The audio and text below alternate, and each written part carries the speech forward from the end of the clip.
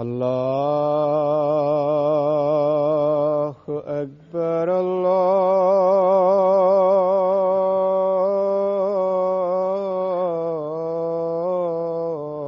الله أكبر الله أكبر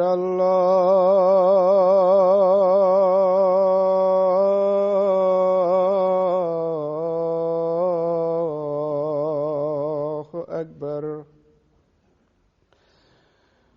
أشهد أن لا إله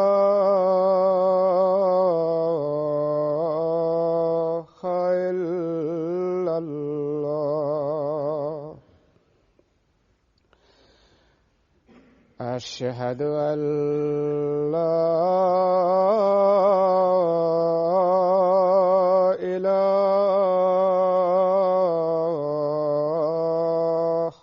إلا الله. أشهد أن محمدًا رسول الله.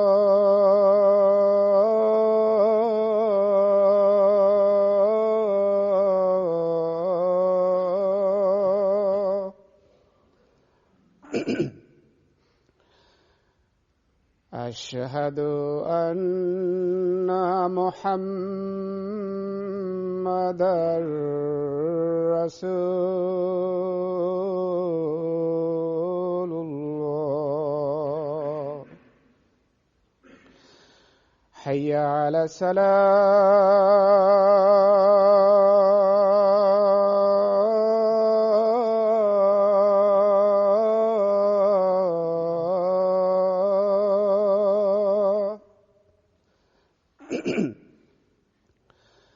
حي على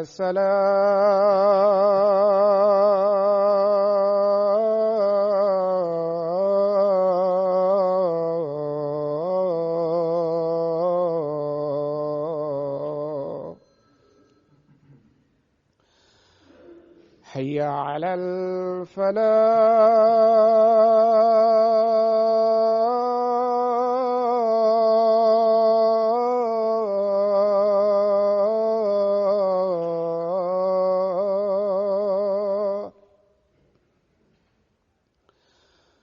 حي على الفلاح.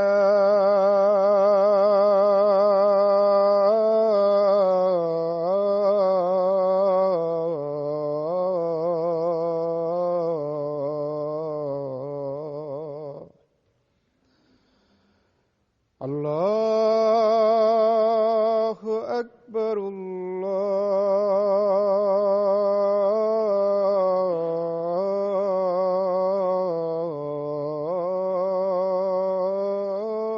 الله أكبر.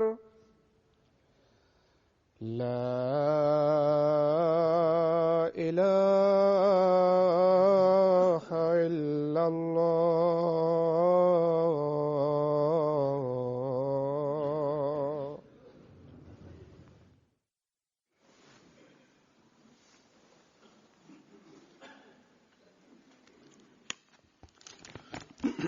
السلام عليكم ورحمة الله.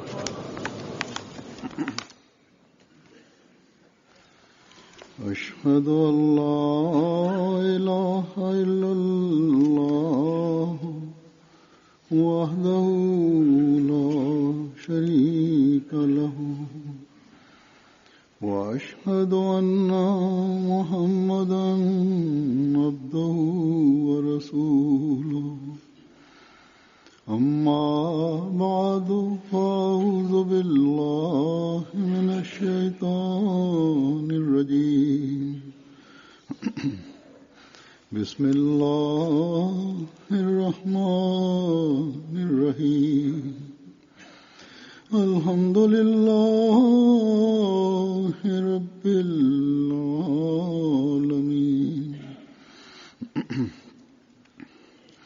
الرحمن الرحيم.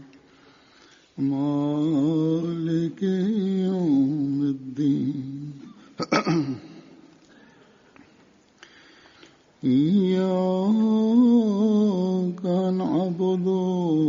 وإياك نستعين اهدنا الصراط المستقيم صراط الذين أنعمت عليهم غير المغضوب عليهم ولا الضالين.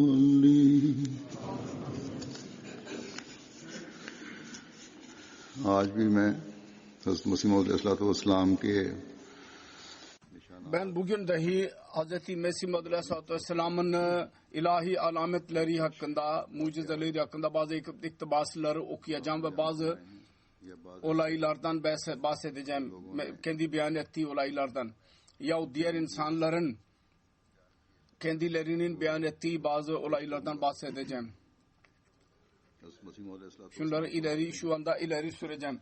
Hz. Mesih Maud Aleyhisselatü Vesselam der ki, benim yardımım için Allah-u Teala büyük alametler göstermiştir. Ki bugünkü tarihinden 16 Temmuz 1906 senesidir. Eğer ben teker teker onları sayarsam Allah adına yemin ederim ki bunlar 300 binden daha fazladır. Eğer birisi benim yeminime inanmazsa ben ona gösterebilirim delil olarak. Bazı alametler öyledir ki Allah-u Teala her yerde verdiği söze göre beni düşmanların şerrinden korudu. Ve bazı olaylar öyledir ki orada her yerde verdiği söze göre benim ihtiyaçlarımı giderdi. Ve bazı alametler öyledir ki bana verdiği söze göre inni muhinun man arada ihanetaka, bana saldıranları küçük düşürdü. Bazı alametler öyledir ki benim aleyhimde dava açanlar verdiği gaybi habere göre bana zafer verdi onlar üzerinde. Değişik yerlerde bugün dahi biz görüyoruz. İnni muhinun man arada ihanetaka, bu ilham var ya, değişik yerlerden raporlar geliyor.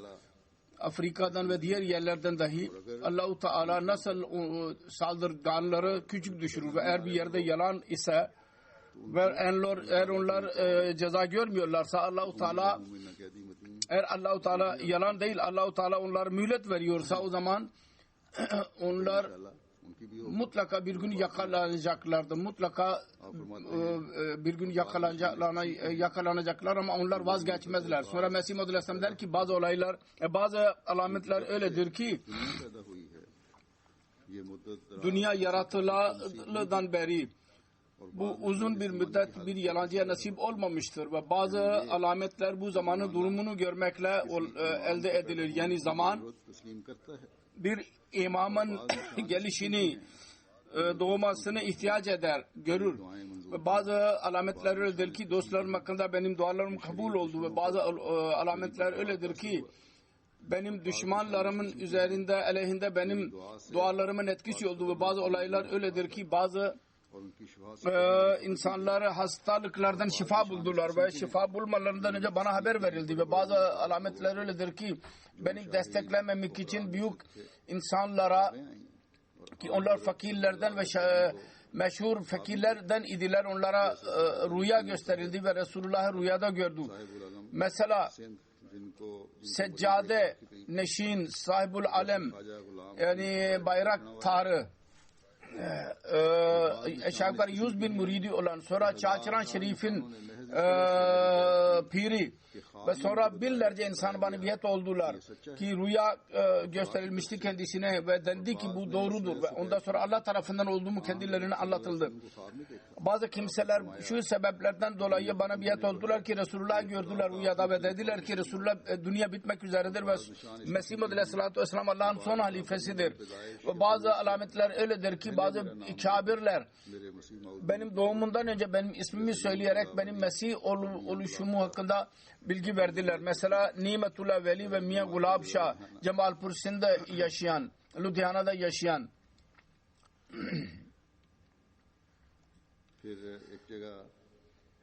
Sonra bir yerde kendisi beyan eder ve der ki वाकया Ondan önce şunu da anlatayım. Bu olay हज़रत सिराजुल हक साहिब Numani Sahibzade Siracul Hak Numani radıyallahu anh'un abisi Seccade Nişin idi, pir idi. भाई को जो एमडी हो गए थे Pir Bey kardeşine mektup yazdı. मैं तो कश्फ Ahmedi olmuştu. Ben keşfi kubur yaptırabilirim. Yani mezarları açıp gösterebilirim içinde kim vardır. Mirza Sahib da onu yapabilir mi? दे सकते Ölünün durumunu öğrenerek verebilirim. Yahut onlarla görüştürebilirim. इस्लाम इस बारे में Hz. Mesih Maud Aleyhisselatü Vesselam bu konuda der ki बिल्कुल बेहुदा अमल keşfi kubur meselesi faydasızdır. Her kim diri Allah ile konuşursa ve onun taze vahiy kendisine gelirse ve onun binlerce değil 100 binlerce delili varsa ona ne ihtiyaç vardır ki ölülerle konuşsun ve ölüleri arasın. कि फलां मुर्दे से कलाम Ve bunun delili nedir ki filan ölüyle konuştum. एक एक Burada 100 binlerce delil vardır. और एक एक रुपया Bir insan है ve bir rupi एक जबरदस्त निशान şimdi gelen क्योंकि एक Allah-u Teala'nın büyük bir mucizesidir. Çünkü uzun bir zaman önce Allah-u Teala bana vahiy indirdiğiydi. Yatune min kulle feccin amik ve yatika min kulle feccin amik. Ve öyle bir zamanda dedi ki hiçbir insan beni tanımıyordu. Şimdi bu önceden verilen haber nasıl tamamlandı? Onun bir benzeri var mı? Kısacası bizim ne ihtiyacımız vardır? Biz diri olan Allah'ı unutarak ölüleri arayalım. Sonra der ki bakınız कि तुम खुदा ताला ben doğrusunu söylüyorum. मत करो Siz Allah-u Teala'nın ayetlerine terbiyesizlik yapmayın, saygısızlık ve onları küçük görmeyin. Bu mahrum oluşunun bir alametidir. Allah-u Teala onu sevmez. कि लेखराम खुदा ताला के Şimdi dünden bahsediyorum. Lekram Allah-u Teala'nın yüce bir mucizesine göre öldü. Lekhram Milyonlarca insan ona tanıtırlar. Lekram ona şöhret verdi. Her nereye giderse onu beğen ederdi. Bu mucize İslamiyet'in doğruluğu için kendisi istemişti. बतौर Ve doğru ve yanlış mezhep için bir ölçü olarak saymıştı. Sonunda gerçekten İslamiyet'in doğruluğu ve benim doğruluğum hakkında kendi kanıyla şehadet eden oldu. परवाह न कर Bunu कि किस कदर tekzip etmek ve ona aldırış etmemek ne kadar insafsızlıktır ve zulümdür. इनकार करना तो खुद Sonra o kadar büyük bir mucizeyi inkar etmek bir insanın ikram olmasıdır जिस kendisinin. Ben çok üzülüyorum. फजल किया है Allah-u Teala कौम के मुतालिक büyük lütufta bulunmuştur ve her kavim hakkında bazı mucizeler göstermiştir. Hem celali hem de cemali her çeşit mucizeler göstermiştir. Sonra onları küçük bir şey gibi atmak büyük bir bedbahtlıktır. अल्लाह ताला के गजब का मोहरत बनना है Ve Allah-u Teala'nın gazabını çekmektir. हाथ अल्लाह की परवाह नहीं Davet etmek. वो याद Allah-u Teala kim Allah-u Teala'nın ayetlerine aldırış etmezse bilsin ki Allah-u Teala dahi ona aldırış etmez. Allah-u Teala tarafından nişanlar, alametler tamamlanır. Öyle ki akıllı birisi onu tanıyabilir लेकिन जो ve onlardan istifade eder. खुदा के Ancak firaseti olmayan birisi ve Allah-u Teala'nın korkusu महरूम रह जाता है ile onun üzerinde düşünmeyen birisi mahrum kalır. दुनिया ही न रहे Çünkü o ister ki dünya kalmasın जो ईमान के अंदर ve imanın durumu ki imanın içinde vardır kalmasın. नहीं करता अगर ऐसा होता Allah-u Teala böyle asla davranmaz. Eğer öyle olsaydı हजरत Yahudilerin ne ihtiyacı vardı ki Hz. Mesih'i inkar etsinler? Musa Aleyhisselam mı niye inkar edildi? हजरत सल्लल्लाहु Ve sonra en fazla Hz. Muhammed Mustafa sallallahu aleyhi ve sellem niye o kadar eziyet edildi? खुदा ताला की याद Niye o kadar eziyetlere katlandı? Allah-u Teala'nın bu alışkanlığı değil ki bu mucizeler göstersin ki iman bir gayb kaybolsun. सुन्नतुल्लाह से Bir cahil, vahşi, तो इस चीज Allah-u Teala'nın sünnetini bilmeyen ईमान कहता है जो ईमान bunu bir mucize ve alamet der, ilahi alamet ki iman bir gayipten çıkar हमारी जमात ve Allah-u Teala bunu asla yapmaz. Bizim cemaatimiz için Allah-u Teala कोई शख्स az davranmamıştır. Hiçbir insanın önünde hiçbir zaman utanamaz. इनमें से Ne kadar bu cemaate girmişlerdir insanlar, onlardan bir tane yoktur ki diyesin ki ben bir mucize görmedim biat edenlerden.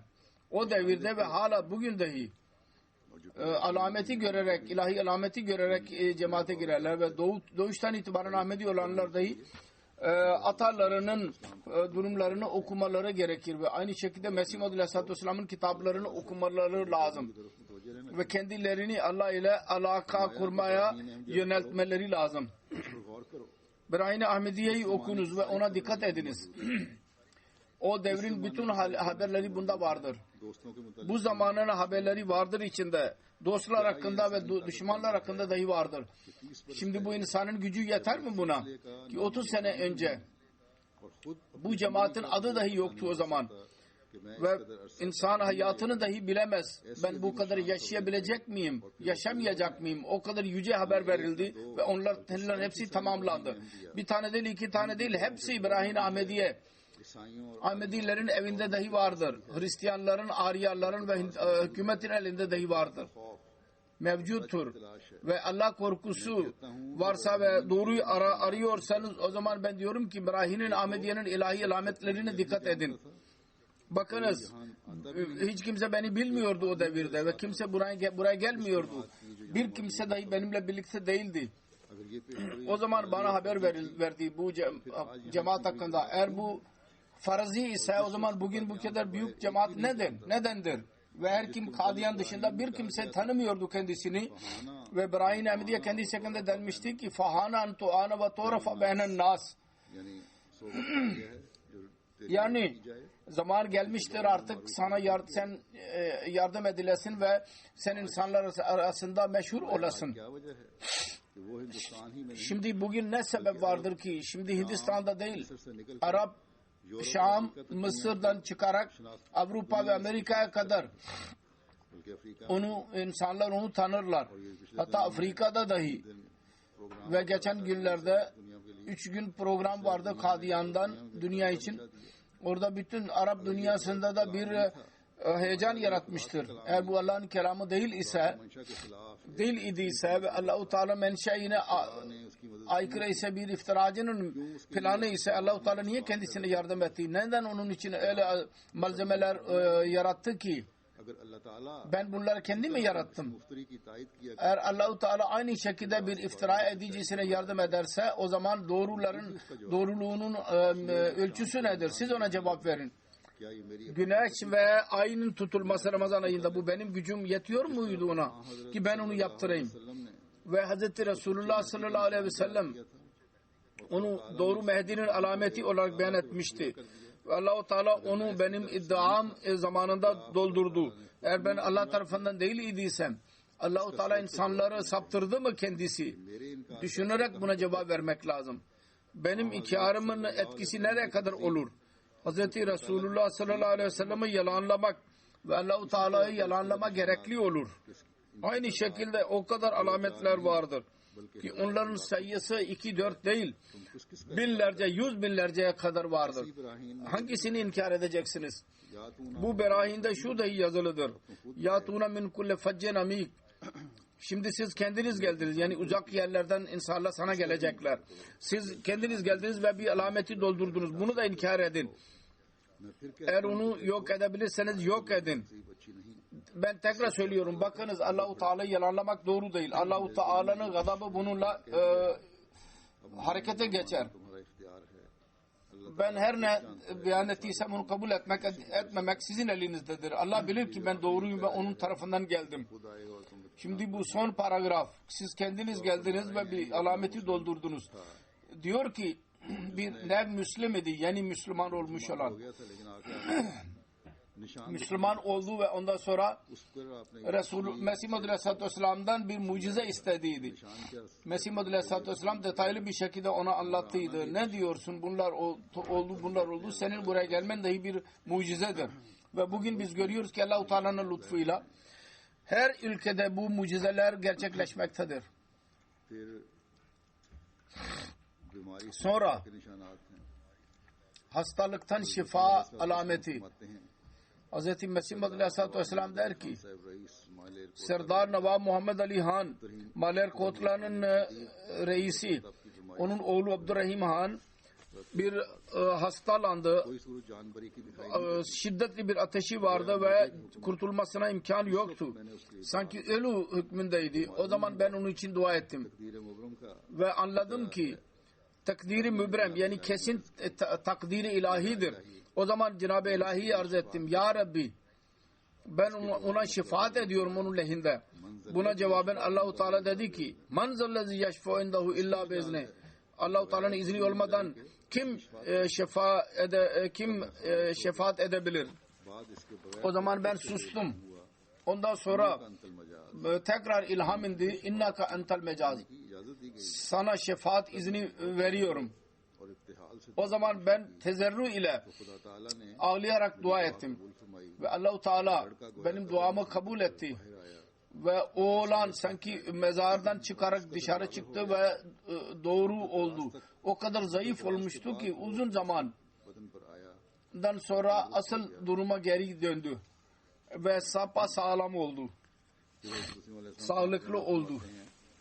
Sonra Mesih Maud Aleyhisselatü Vesselam der ki Beşir Ahmet benim oğlum Hazreti Mirza Beşir Ahmet radıyallahu anh'dan bahsediyor.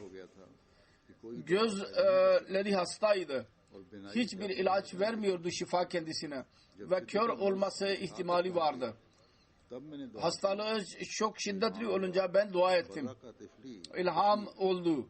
Barrakat tifli Beşir. Yani benim Beşir görmeye başladı. O gün yahut ertesi gün şifa buldu. Bu olay dahi aşağı yukarı 100 kişi bunu bilir.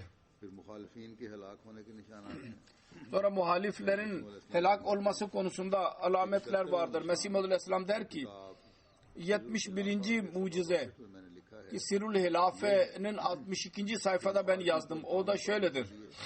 Muhaliflere taun için ben dua ettiydim. Yani öyle muhalifler ki hidayet onların nasibinde değil.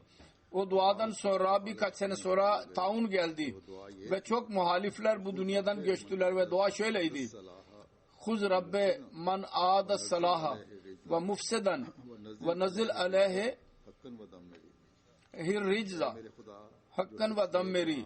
Ey benim Rabbim, her kim hayırlı yoluna düşman ise ve fesat eden birisi ise onu yakala ve ona taun azabı indir ve onu helak et. Ve farric kurubi ya kalimi ve neceni ve mazzik fasini ya ilahi ve afferi. Benim rahatsızlığımı yok et ve üzüntüden beni çıkar. Ey benim kerim Rabbim. Ve benim düşmanımı paramparça et ve toprağa sür, yok toprağın içine onu sök. Sonra azama gazeballahu sailen Arapça bir şiir okuyor Mesih Maud Aleyhisselam'ın. Yani tercümesi şöyledir. Biz öfkelendiğimiz zaman Allah-u Teala ona öfke indirir. Haddinden aşan ve kötülük yapanı ve yati zamanun kasirun kulla zalimin fahal yuhlakan kalnal yawma illal mudammeru. Öyle bir zaman gelmek üzeredir ki her zalim kesecek ve günahlarından dolayı helak olmuş olanlar helak edileceklerdir. Ve inni la şerrun nasi illam yakun lahum ceza ihanetihim sigarin yusaggiru. Ben bütün insanların en kötüsü olurum ve onların ihanetinin cezası eğer olmasa, o zaman eğer onların ihanet cezası kendilerine verilmezse, ondan sonra yine bir şiir okuyor. Allah-u Teala karar vermiştir ki alay etmeye alan versin ve o da taundur, yakalayacak onları. وَلَمَّا تَغَلْ فِسْكُ الْمُبِيدُ بِسَيْلَهِ تَمَنَّيْتُ لَوْ كَانَ الْوَبَاءُ الْمُدَبِّرُ. Her ne zaman fisk, fasıklık, helak edici durum, aşırı duruma geçti, ben dua ettim ki şimdi helak eden bir taun gelsin. Ve ondan sonra bu ilham oldu. Farsça bir ilham indirdi. Sen birçok düşmanın evini yok ettin mahvettin. Ve bu Al-Hakim'de yayınlandı. Sonra birçok dua edildi ve Allah-u Teala kabul ediyor duaları ve ilhami haberlere göre taun vebası bir ateş gibi onlar üzerine düştü ve binlerce insan beni yalanlayan helak oldu. Burada örnek olarak birkaç muhaliften bahsedeceğiz. İlk olarak Mevlevi Rusul Baba Amritsar'da yaşayan zikredilmeye değerdir. O benim reddim için bir kitap yazdı ve sert bir dil kullandı ve birkaç günlük hayatı severek yalan söyledi ve sonunda Allah-u Teala'nın verdiği söze göre taun ile helak oldu. Ondan sonra Muhammed Bakş Deputy Inspector Batala'da idi. Düşmanlığa hazırlandı. O da taun ile helak oldu. Ondan sonra Çırağ-Din adlı birisi Cemmu'da yaşayan kalktı. Resul olduğunu iddia etti. Benim ismimi Deccal koydu ve diyordu ki Hz. İsa bana rüyada bana bir asa vermiştir ki ben İsa'nın asasıyla bu Deccal'ı helak edeyim. O dahi benim bu verdiğim habere göre ki Dafül Bela adlı yazısında kitabında ben yazmıştım. Onun hayatında ben bunu yayınlamıştım bu kitabı. 4 Nisan 1906 senesinde öldü. Her iki oğluyla birlikte taun ile helak oldu. Nereye gitti İsa'nın asası ki onunla beni öldürüyordu? Nereye gitti onun ilhamı? İnni leminel mursalin. Yazık. İnsanların çoğu nefsin tezkiyesinden önce hadis-i nefsi ilham kabul ederler. Yani nefslerinin temizlemeden önce kendi nefslerini temizlemeden önce zannederler ki biz çok pak olduk ve şimdi nefsin isteklerini onlar ilham olarak zannederler. Dedi ki Mesih Muhammed Aleyhisselam bunun için sonunda küçük düşürürler ve ölürler zillet ile ve ondan dışında birçok insan vardır ki eziyet vererek ve ihanet etmekle son hadde vardılar ve Allah-u Teala'nın kanunundan korkmazlardı ve gece gündüz alay eder ve söverlerdi. Sonunda tauna yakalandılar. Munşi Mahbub Alem Ahmedi Lahor'dan yazıyor. Benim bir amcam vardı. Nur Ahmed, adı Nur Ahmed idi. Biri Çatta Abzabad'da yaşıyordu. Bir gün bana dedi ki Mirza Bey kendi Mesih oluşu hakkında niye bir mucize göstermiyor? Mahbub Alem dedi ki Hz. Mesih Muhammed Aleyhisselatü Vesselam diyor ki ben ona dedim ki onun nişanları arasında bir tane taundur. Daha önceden verilen habere göre geldi ve dünyayı helak ediyor. O dedi ki taun bize yakalamayacak.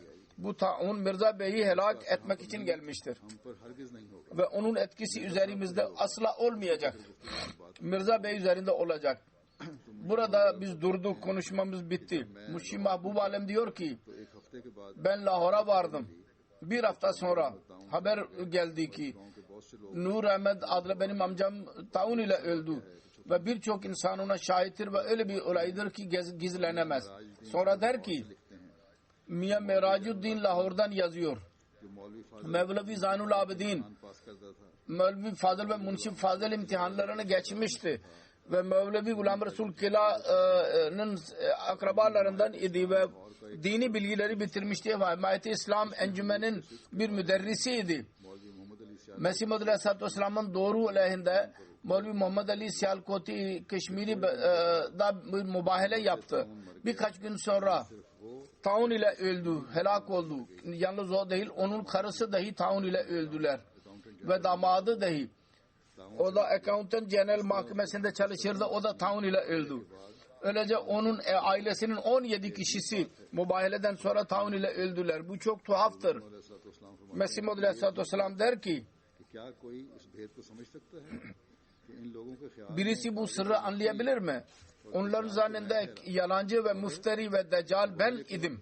Fakat mübaheleden sonra onlar ölürler. El-İyazu billah Allah-u Teala bir hata mı yapıyor? Böyle insanlara niye bu kahre ilahi iniyor? Ki ölüm olur ve sonra küçük düşürler. küçük düşerler. Sonra Miye Meraydin yazıyor ki aynı şekilde Kerim Bakş adlı bir kişi vardı Lahor'da. Çok terbiyesizlik yapardı Mesih Muhammed Aleyhisselatü Vesselam aleyhinde.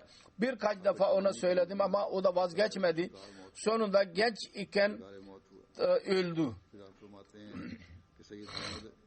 Sonra diyor ki Seyyid Hamid Şah Sialkoti yazıyor. Bir Sialkotlu birisi Mesih Muhammed Aleyhisselatü Vesselam'ın düşmanıydı.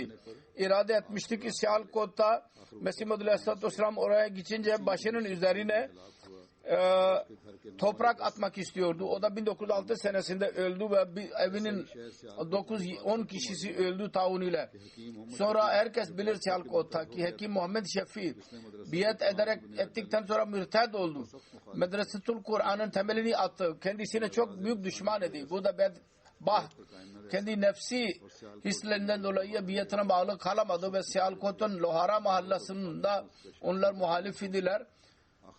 Onlara ortak olduğu düşmanlık konusunda sonra o da tauna yakalandı ve karısı dahi ve validesi dahi ve kardeşi hepsi birden bire sırayla öldüler ve onun medresesine yardım edenlerin hepsi helak oldu.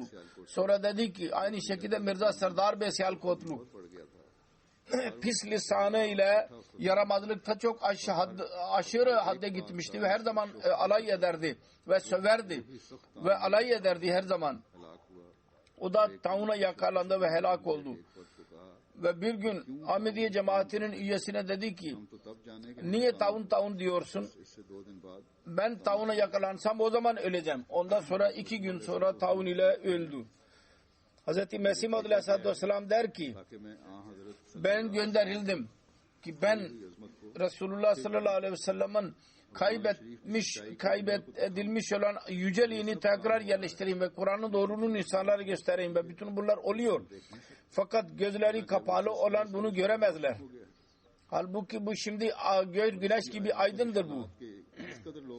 Ve onun ayetlerinin o kadar tanıkları vardır ki eğer bir yerde onlar toplanırlarsa sayıları o kadar olur ki bir padişahın ordusu dahi o kadar büyük olmaz. Sonra dedi ki Allah-u Teala bana ıslah için beni göndermiştir. Ve benim elim üzerinde öyle mucizeler göstermiştir ki eğer bu insanların bilgisi olurlarsa ki taassub ile tabiatları doludur ve kalplerinde Allah korkusu ve aklı selimden bu mucizelerle İslam'ın doğruluğunu anlayabilirler. Bunlar bir tane değil, 2 tane değil, binlerce, 100 binlerce vardır. Ki onlardan bir tanesi bazılarını Hakikatül Vahiy adlı kitabında yazdık. Sene Hicri'nin 1300. senesi bitince 1400. senesinin başında beni gönderdi. Ve Adem'den sonuna kadar ne kadar peygamber geldiyse hepsinin ismini verdi bana. Ve en son peygamber bana İsa verdi ismini. Ahmet ve Muhammed-i Mahud verdi bana isim. Ve her iki isim ile sık sık bana muhatap oldu. Her iki ismi diğer kelimelerle Mesih ve Mehdi olarak beyan edildi. Ve mucizeler verildi. Onlardan bazı haberler vardır ki gayb haberlerini kapsamaktadır ki Allah-u Teala'nın dışında kimse onları beyan edemez. Ve bazı dualar vardır ki kabul edildikten sonra bana bilgi verildi. Ve bazı kötü dualar vardır ki düşmanlar helak oldular onlarla. Ve bazı dualar şefaat yerindedir ki duadan daha yüksek mertebededirler. Ve bazı mübahilelerdir ki onun sonucu şöyle oldu ki Allah-u Teala düşmanları helak etti ve küçük düşürdü. Bazı salihlerin şehadetleri vardır ki Allah'tan ilham alarak benim doğruluğuma şehadet ettiler. Ve bazı öyle salihler vardır ki benim doğumundan önce vefat etmişlerdi.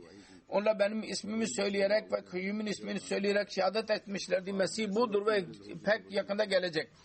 Bazı kimseler öyle benim hakkında haber verdiler ki ben daha doğmamıştım. Sonra benim gelişim hakkında bazı kimseler öyle zamanda bir haber verdiler ki ben o zaman 10 yahut 12 yaşında belki olacağım.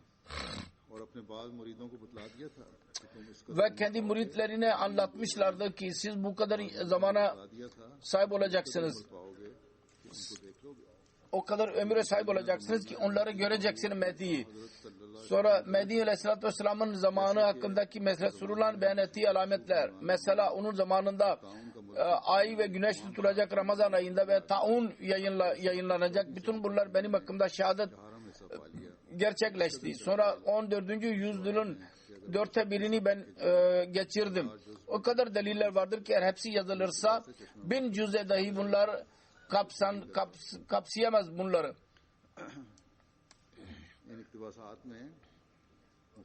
Bu iktibaslarda muhaliflerin sona ermesi hakkında dahi zikir vardır. Onlar nişanların tamamlanması konusunda son kötü duruma ulaştılar ve dünyadan ayrıldılar. Bazı diğer kabul dua edilişinden bahsedildik. Şimdi ben Ahmediye kabul edişinin bazı olaylarını beyan edeceğim. Nasıl Allah-u Teala insanlara yol gösterdi.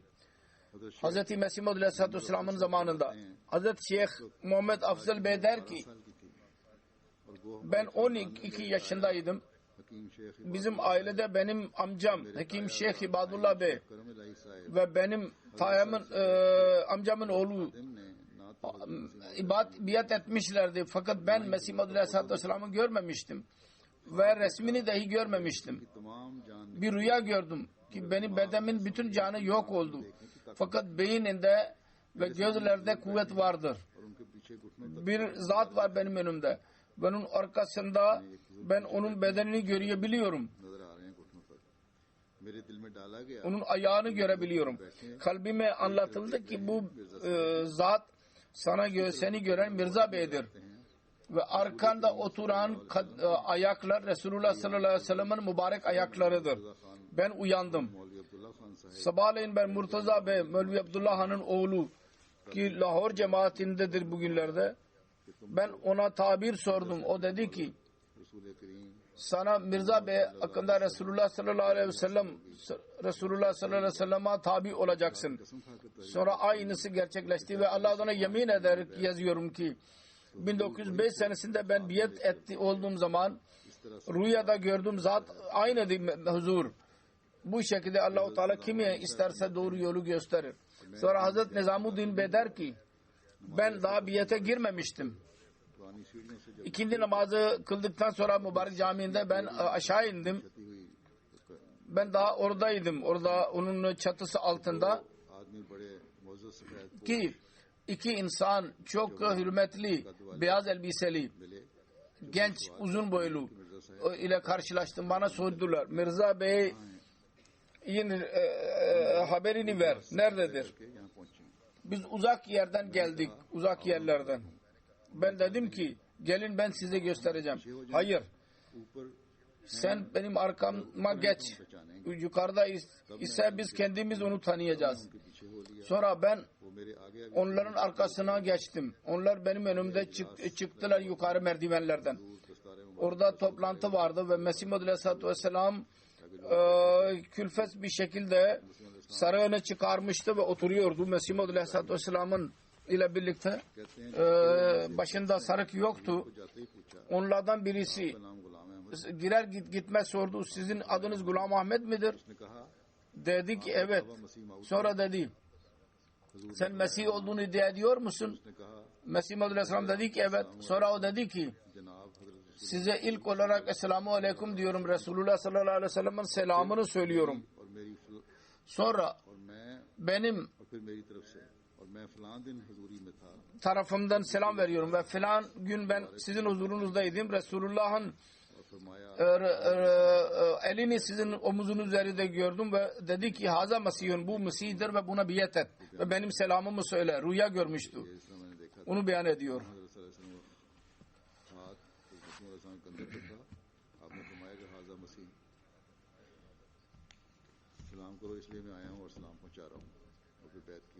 Onun için ben geldim ve selam veriyorum ve ondan sonra biat etti.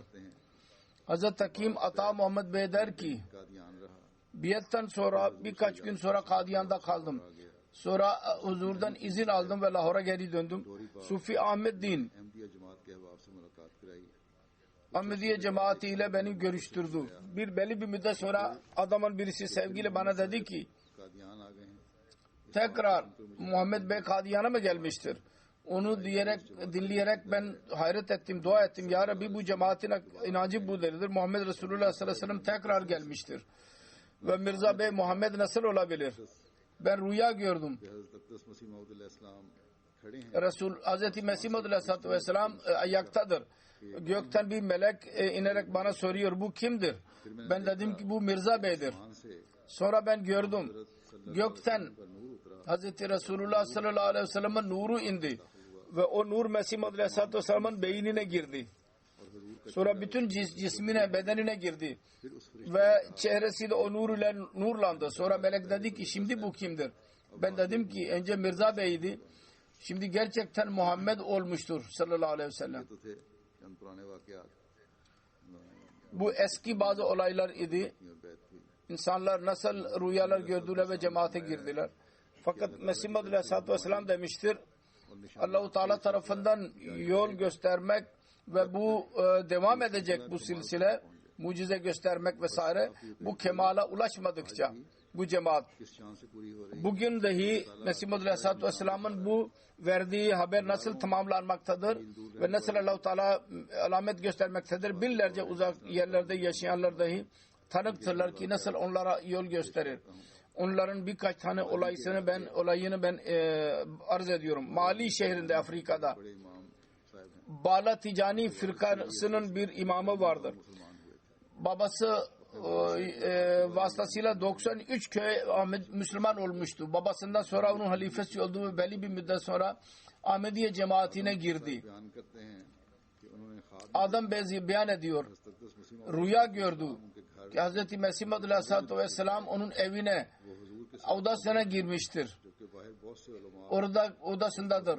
Dışarıda birçok ulema Mesih Maud aleyhissalatü vesselam'ı वो कहते हैं bekliyorlar. मैंने हज़रत अक़दस मसीह Diyor ki इस्लाम की दुनिया से ben Hz. Mesih Maud aleyhissalatü vesselam'a arz ettim. Dışarıda ulemalar sizi bekliyorlar. तमाम गैर Ahmadi Siz dışarı geliyor. Mesih Maud aleyhisselam ve gayri Ahmedi ulemaların başından kapaklarını indiriyor ve yalnız benim başımın üzerinde kapak kalıyor. Topi, ये हमारे मुल्क takke. अपने Ahmediye cemaatine girdikten sonra जगह oradaki müridlerin ne kadar köyü varsa गाँव जाते हैं o da birçok müritlerin köyleri vardır. Her köyüne gider ve şimdiye kadar 40 köy Ahmedi cemaatine girmiştir. Burkina Faso Sonra Burkina Faso'dan जियारा बुखारी साहब ने radio Ciara Buhari adlı birisi vardır. Radyoda telefon etti. Bizim orada radyo çalışıyor. कहा गया था कि अगर आप Ben sizin tebliğinizi duydum. Orada denmişti ki eğer bunu görmek isterseniz ki İmam Mehdi gelecek olan İmam Mehdi bu mudur ya değil midir? इसके लिए Hz. Mesih Maud aleyhissalatü vesselam bizzat onun için bir yol, karar verici bir yol söylemiştir. İstihareye yatın. Ben o günden beri istihareye yattım. Ve istihare yaparken bir hafta geçmişti.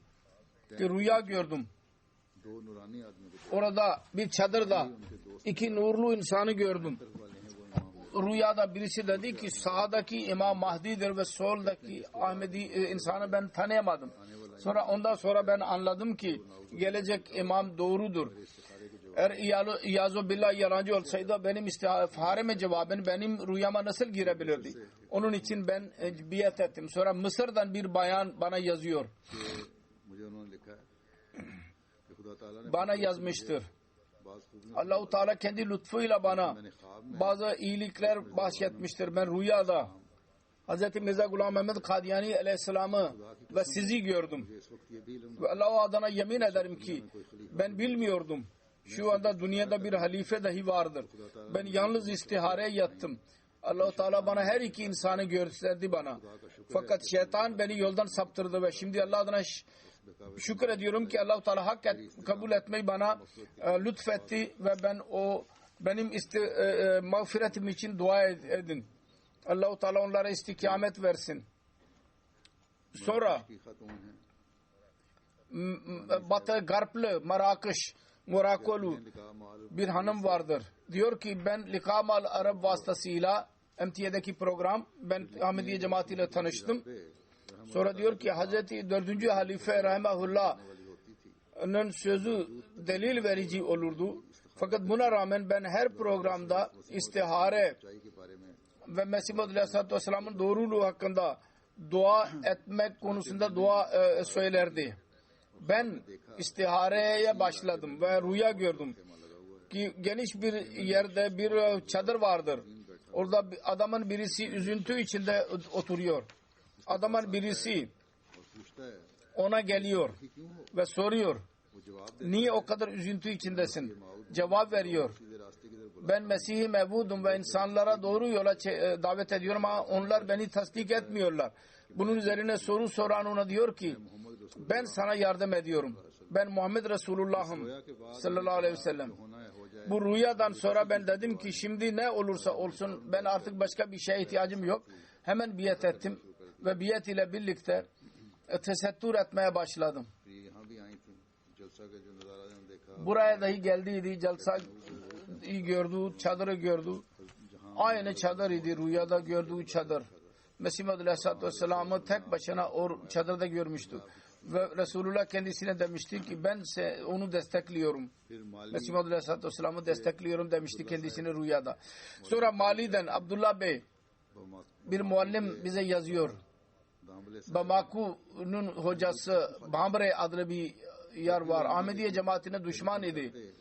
Her ne zaman Ahmediye radyosuna telefon ederse küfür ederdi. सख्त गालियां देते Ve eğer ona telefon edilirse cemaati söverdi. ऐसा गुजर गया Böyle yaparak uzun zaman geçti aradan. Bir gün ağlayarak Ahmediye radyosunu Rabba FM adlı televizyon var. Telefon açtı ve dedi ki bir rüya önce Hazreti Akdas Mesih Maud Aleyhisselatü Vesselam'ı rüyasında görmüştü. इस्लाम के साथ Ve bir nur Resulullah Mesih Maud Aleyhisselatü Vesselam ile gördüğü daha önce başka hiçbir yerde görmemişti. Ve ağlayarak af diliyor ve korkuyor खुदा भी माफ ki eğer Ahmediler affetmezlerse Allah dahi affetmeyecek. Bunun üzerine Ahmediye cemaatine girmesi için konuşuldu. Muallim dedi hak artık açı oldu, cemaate gir dedi. Sonunda o cemaate girdi. Ve Ahmediye gerçek İslam olan Ahmediye cemaatine girdi. के रीजन कोली को Sonra Mali regionun Koli Koro adlı regionundan Yusuf Bey vardır. Beyan eder, muallimdir. के गाँव Bizim regionda bölgede एक बुजुर्ग Cala Kuruci adlı bir köy var. Orada birisi doğuştan itibari Ahmediydi ama diğer Müslümanların fırkasını görerek hangi fırka Allah tarafındandır diye bilemiyordu.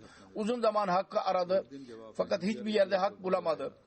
Bir gün Ahmediye radyosunu açtı. कि अगर कोई सच्चे Orada muallim bey konuştu. Eğer birisi gerçek doğruyu mezhebi anlamak isterse Allah'tan yardım etsin ki o ona yol gösterecek.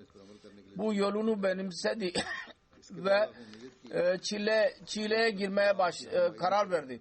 उस वक्त तक आप किसी Sonra dedi ki Allah-u Teala karar vermedikçe ben bir kimseyle konuşmayacağım. Ve Allah-u Teala'ya dua etmeye devam edeceğim.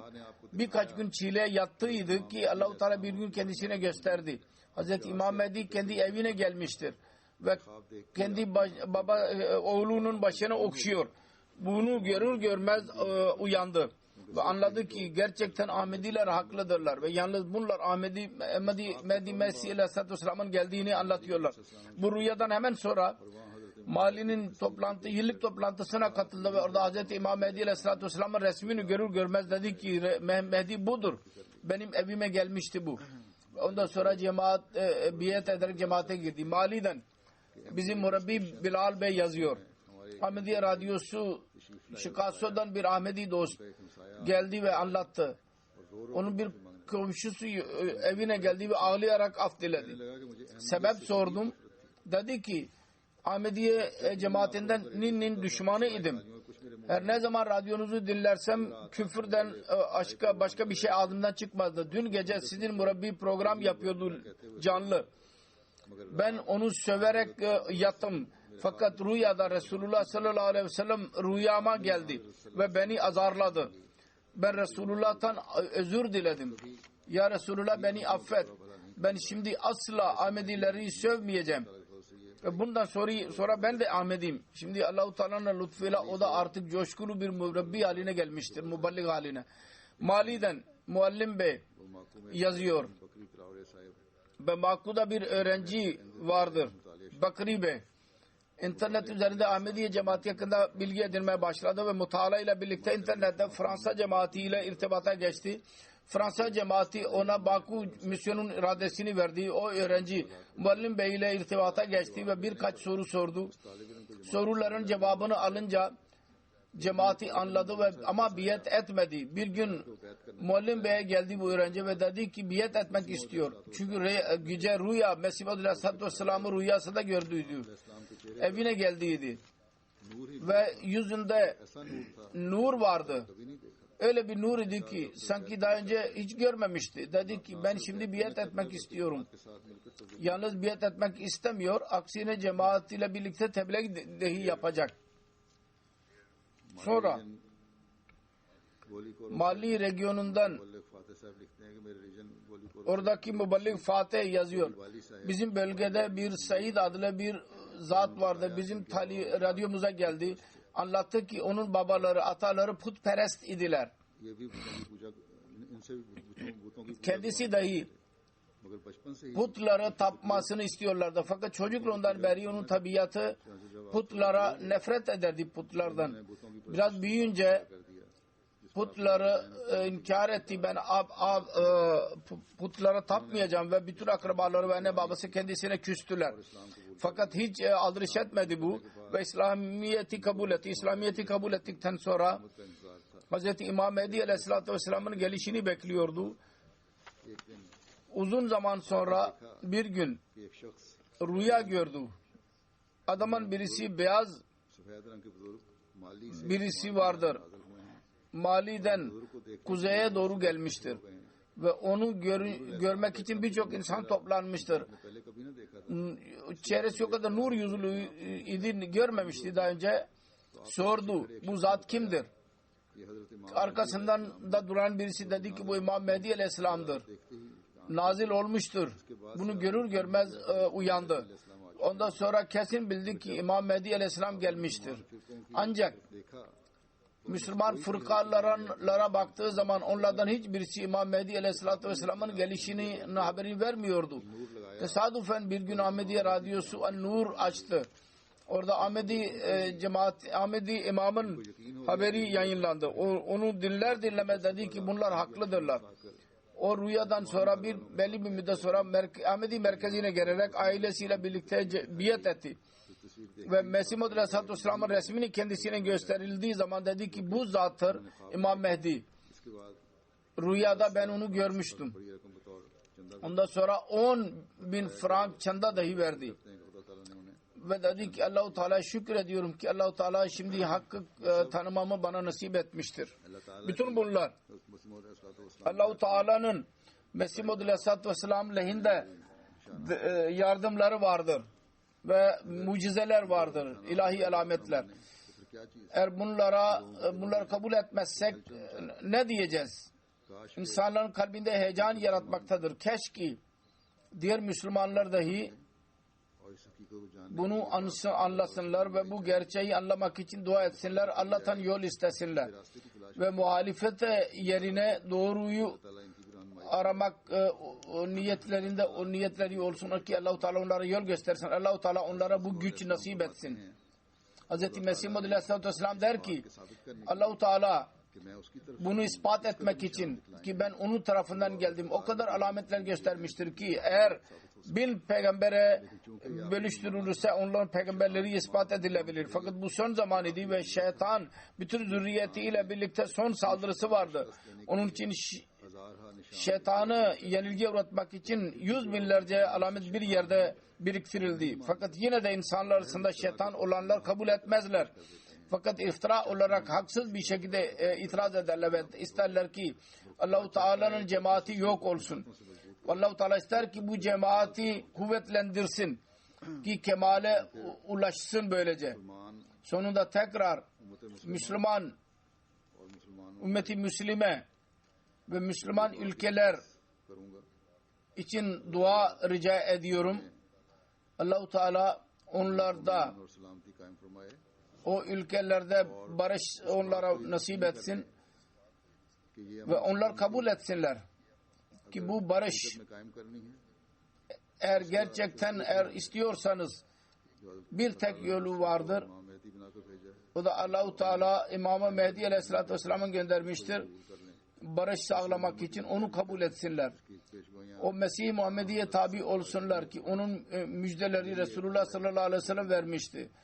Tek çare budur. Onların necatının vesilesidir. Ve bu fitne ve fesad ve eziyetlerden bunlar böylece kurtulabilirler. Allah-u Teala onlara güç versin. Amin.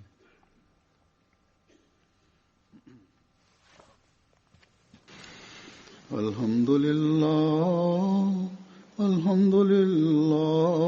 nahmaduhu ve nesta'inuhu ve nestağfiruhu ve nu'minu bihi ve netevekkalu aleyh ve na'uzu billahi min şururi enfusina ve min seyyiati a'malina.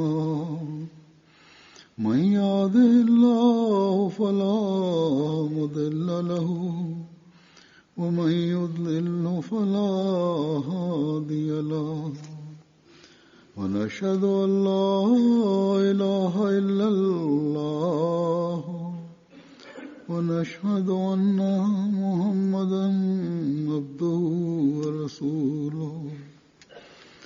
عباد الله رحمكم الله إن الله يأمر بالعدل والإحسان وإيتاء ذي القربى وينهى عن الفحشاء والمنكر والبغي يعظكم لعلكم تذكرون. اذكروا الله يذكركم وادعوه يستجب لكم ولذكر الله أكبر.